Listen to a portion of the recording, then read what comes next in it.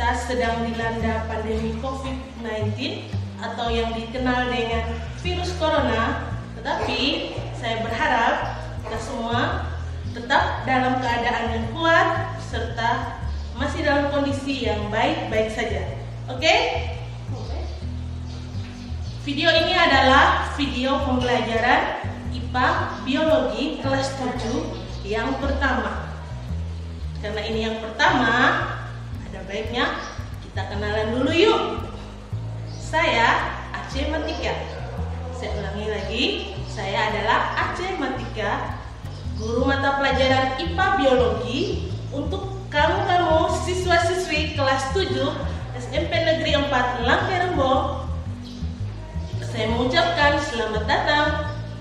Kamu sekarang sudah menjadi anak SMP Negeri 4 Langke-Rembong. Oke, itu saja perkenalan singkatnya. Sekarang ada yang tahu materi apa yang akan kita pelajari hari ini? Ya, materinya adalah makhluk hidup dan benda tak hidup. Apa itu makhluk hidup? Apa itu benda tak hidup? Check it out. Secara garis besar, benda-benda di sekitar alam semesta yang berada di lingkungan kita terdiri dari makhluk hidup dan benda tak hidup. Apa perbedaan antara makhluk hidup dan benda tak hidup? Pada bab inilah Ibu akan coba untuk menjelaskannya.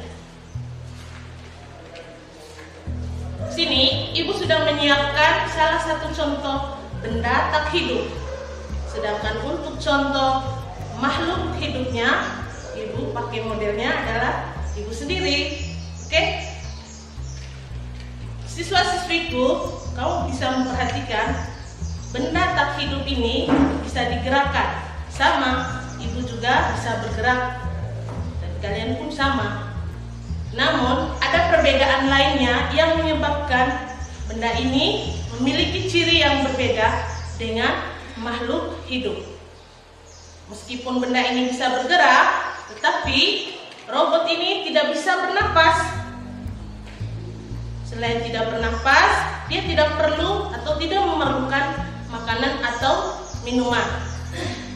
Robot juga tidak bisa berkembang biak atau bereproduksi.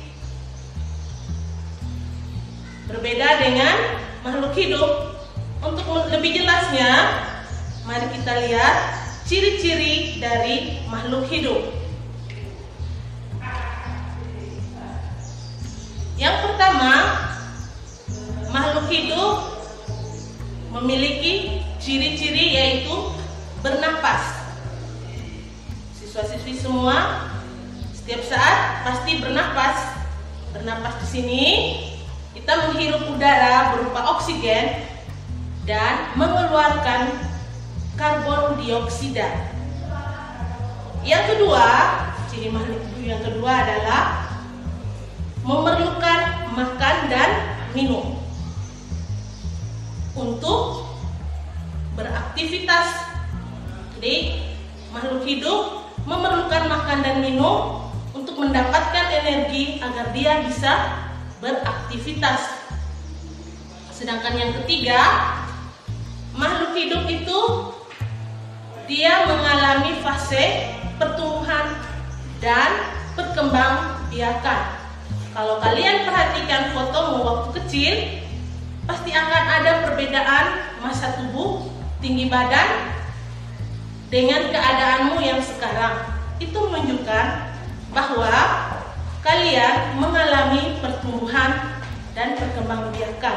Begitupun pada hewan.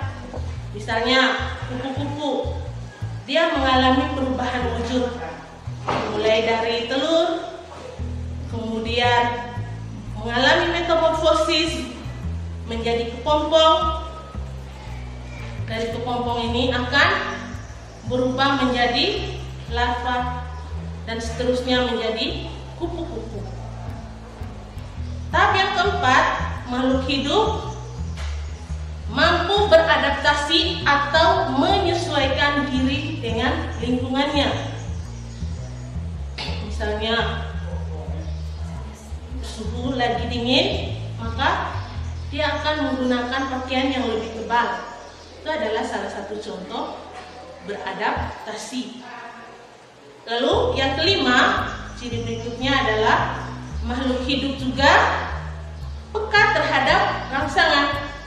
Seandainya kamu dicubit, kamu pasti akan merasakan sakit. Ini menunjukkan bahwa kamu peka terhadap rangsangan.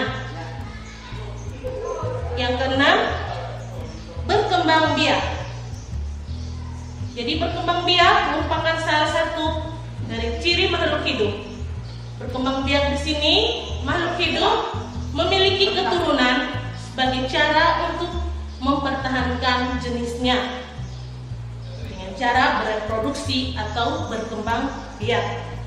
Yang kedelapan, makhluk hidup mengeluarkan zat sisa atau dikenal dengan istilah ekskresi. Zat sisanya berupa keringat dan urin atau air seni. Lebih familiarnya air kencing. Itu tadi adalah ciri-ciri makhluk hidup. Lalu bagaimana dengan ciri benda mati? Tentu saja berbeda dengan makhluk hidup. Benda mati tidak bisa bergerak, dia tidak bisa bernapas, tidak memerlukan makanan. Benda mati tidak beradaptasi, tidak mengeluarkan zat sisa. Baik, siswa-siswi SMP Negeri 4 Langkerembok, setelah yang Ibu paparkan tadi, semoga bisa dipahami. Untuk lebih lengkapnya, kalian bisa mengerjakan LKPD 1 atau lembar kerja peserta didik yang sudah disiapkan sebagai pelengkapnya. Akhirnya, saya ucapkan selamat belajar dan tetap semangat. Sampai jumpa di video pembelajaran berikutnya. Dadah!